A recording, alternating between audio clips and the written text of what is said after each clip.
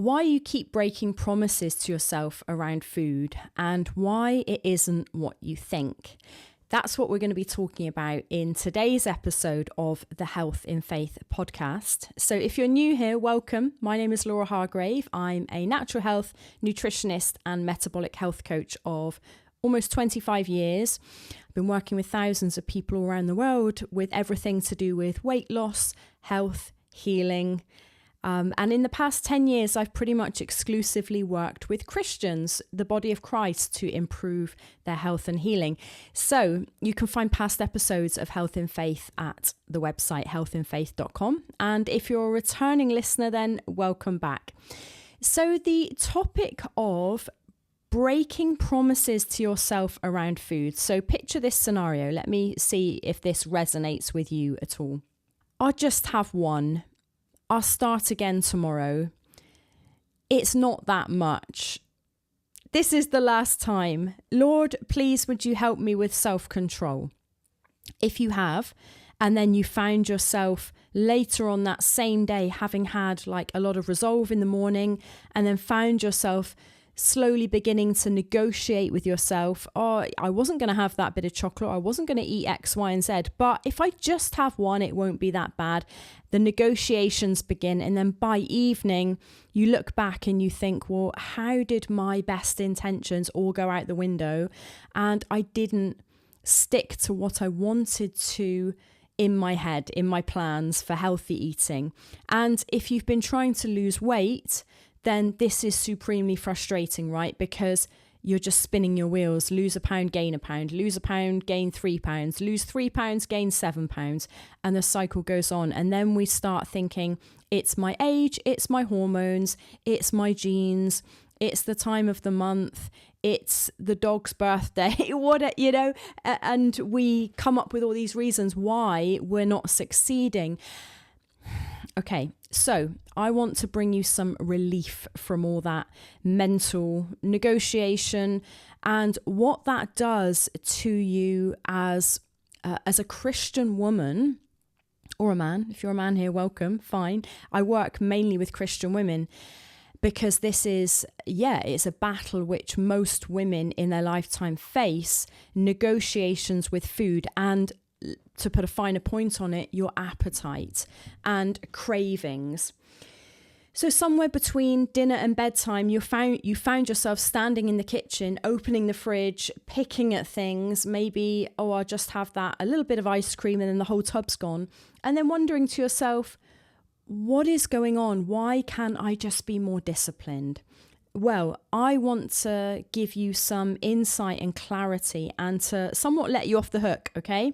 So discipline and willpower are neither the problems nor the answers, okay? So let's dig into that a bit.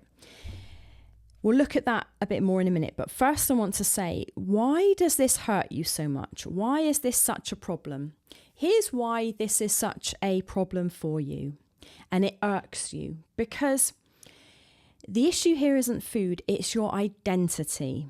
And I know as a woman who loves the Lord and is really serious about your faith and your commitments, you take your responsibilities seriously, you manage your family well, you keep commitments at work, at church, in the home, you volunteer, you support other people, you champion other people, you keep your promises to other people.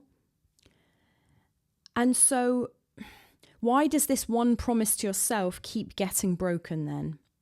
That's the thing. And what this does over time, it quietly erodes your trust in yourself. You have trust that you will be there for other people and your ministry and your work and your family and all the rest of it. You have trust in other people to a degree, larger or lesser, depending on your life experience and, who you're in communication and fellowship with. But what is lacking, and this begins to just quietly erode over time, is trust in yourself that you can say in the morning or at the beginning of the week, here's my intention and my plan around eating, around food, around my healthy diet, around my healthy lifestyle, and somewhere between Monday and Sunday, probably Tuesday afternoon, if you're lucky, then, as I say, the negotiations begin, and your follow through starts waning, and then it's completely gone by the end of the week. And then the cycle repeats. So Sunday, you have this massive boost of resolve again, and you pray, Lord, can you help me? And you think this week it's going to be different, and the cycle just repeats, right? So here's the thing. Here's what's going on. And I'm just checking my notes here. The biscuit's not the problem. The chocolate's not the problem. The ice cream's not the problem. It's the emotional wounding that this is creating. Now, the good thing is that this can be reversed. Okay, so just as we can get into these cycles and patterns, we can get out of them. We're not beholden. Our past doesn't equal our future. We have the mind of Christ. We can change, hallelujah, in the strength of Jesus. So that's the good thing. And it is actually fairly easy when we start looking at the root cause. If we try and muster up more willpower, more discipline, it's not going to work. So let's just take that off the table. And you might think, well, that does work because in the past, that is what's helped me to lose weight or to, eat healthier. Yes, but you've been doing that in your own strength, in your own steam, and it's not the most effective way of doing it, and it's not sustainable, as evidenced by you're still struggling with this problem, and the weight is still there, and the belly fat is still there, and the cravings are still there, up and down. So knowledge isn't the problem. Willpower and discipline are not the problem. Here's why knowledge isn't the problem. You probably know already.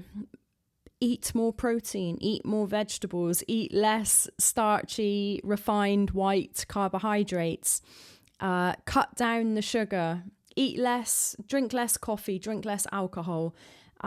So you don't need necessarily more information. Now, that's not to say there aren't tweaks and things to be had, absolutely. And oftentimes, when it comes to our diet and nutrition, we need to know the finer details. Success is found in the weeds, in the rub of things. Speaking to one of my clients yesterday, and we were talking about, this is a slight side story, but it's evidence of what I'm just talking about here. We were saying how, we can eat healthy for the most part. We can know what's healthy, but I've worked with so many people who are eating inadvertently really toxic foods. We were talking about oxalates. So oxalates, if you don't know, are these anti-nutrients that are found in foods such as spinach and almonds and rhubarb and beetroot. They are highly toxic to the body. Your body doesn't really know how to process them or deal with them. So they hang around the body and they can be deposited. They're like little tiny shards of glass that end up being deposited in the joints, the bones, the brain, organ tissue, and can cause havoc, inflammation, rheumatoid arthritis, and other things, cancer, heart problems. And so there is a whole swathe of people out there. And I was in this camp for a while until I learned better. And I've been studying this stuff for a long time. So it's not through lack of necessarily knowledge. It's in the finer details, which are not widely known.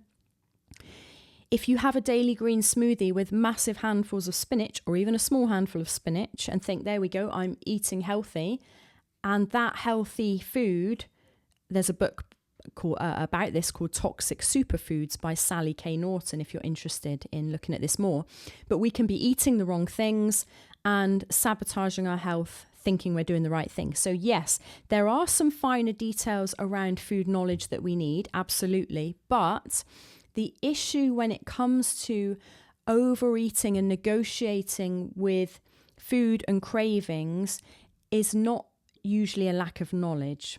It's not a lack of knowledge, because if it was, I could give you a book. You could read the books on your shelf. I've got tons of books behind me here and in the other rooms, loads and loads of books. Let's have a look what I could look at here. Real Meal Revolution, The Metabolic Approach to Cancer. How many people I've worked with cancer, and cancer is a metabolic disease. I could just give them that book, right? And say, get on with it and apply that book. And within weeks, you'll start seeing some positive signs. But that doesn't mean much unless we get our head around the psychology. So just had to pause there. My mum's turned up. We're going to a lunchtime concert together. So just took a little pause. So where were we? Okay. If knowledge made the difference, if that's all that was needed, then wouldn't you already be free? Wouldn't we all already be free? And so here's why willpower and self-control keep failing, in case we just need to cement that message in. Your appetite and cravings are not necessarily bad. Your appetite absolutely isn't bad.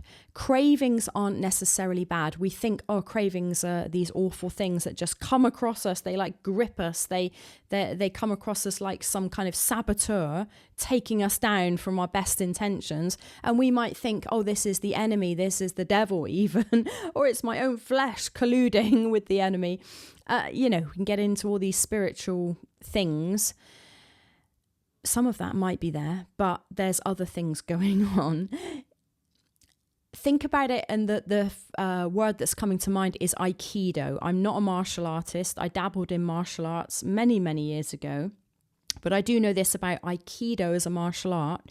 It's about when you've got an assailant or a perceived assailant coming towards you, rather than fighting and engaging in this battle, you work with the energy. So it's like a folding of the energy and a flow rather than a harsh like combat.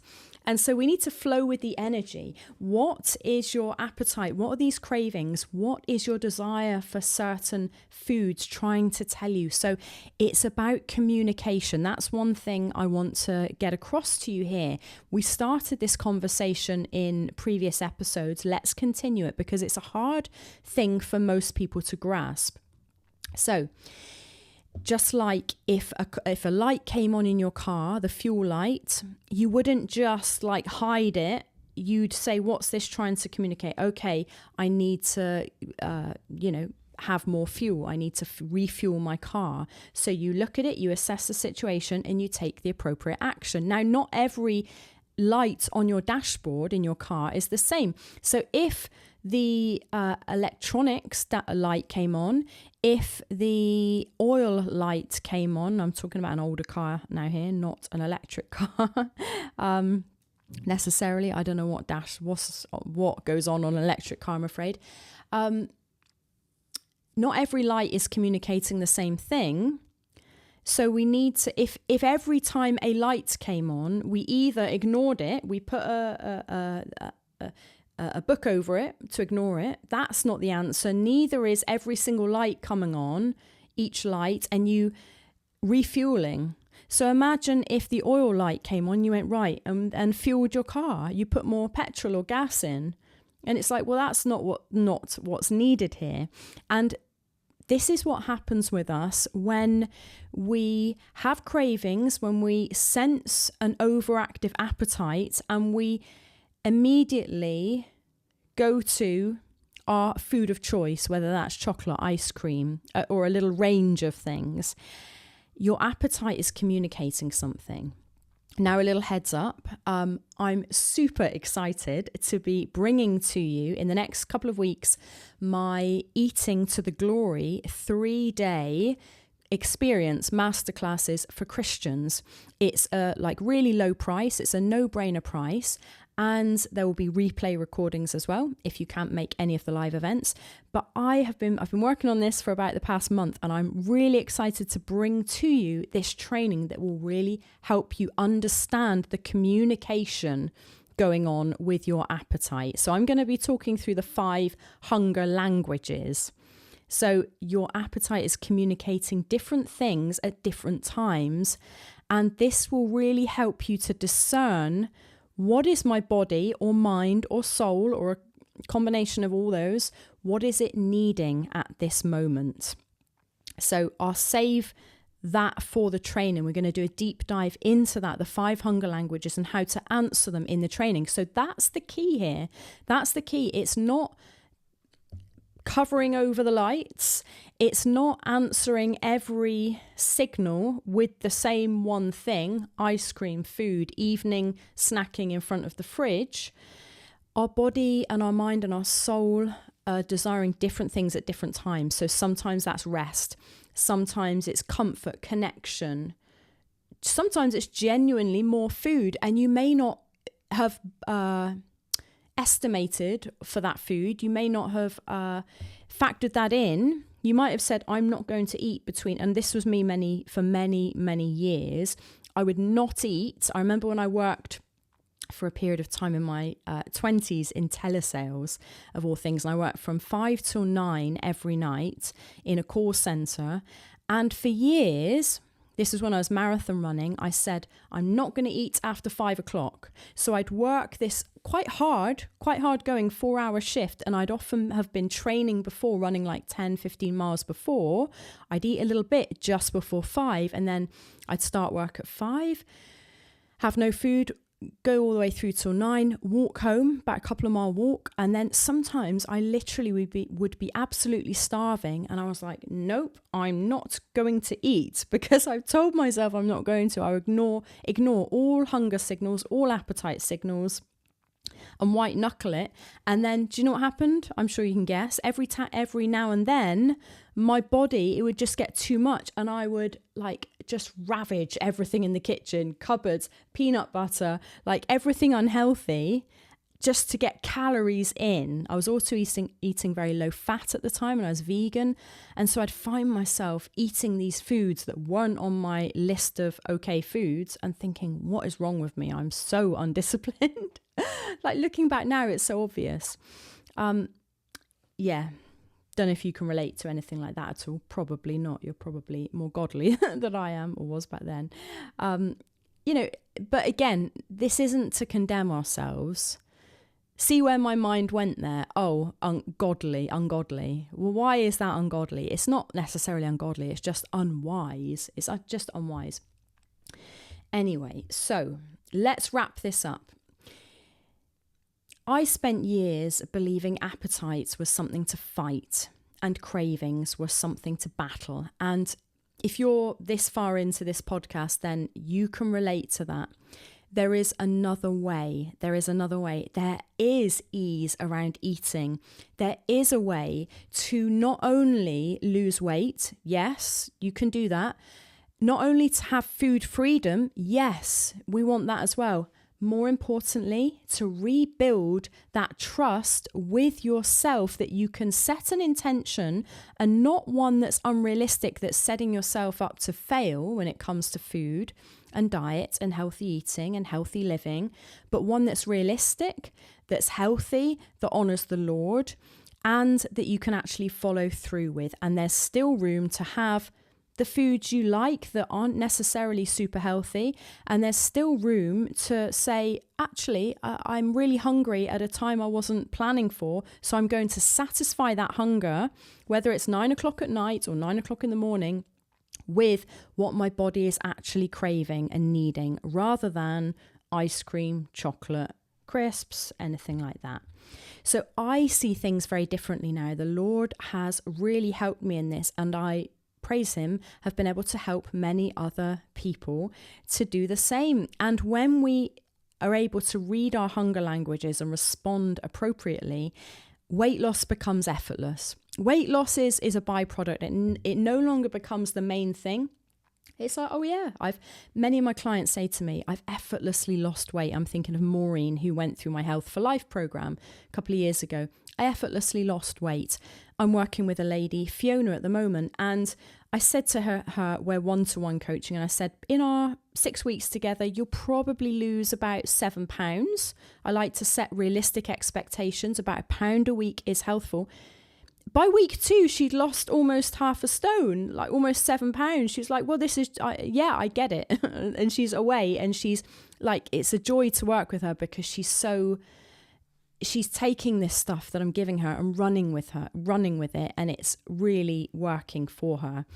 So this is the stuff I'm going to teach you in Eating to the Glory. Check out the link, which is in the description. Come and join us. It's a no-brainer price.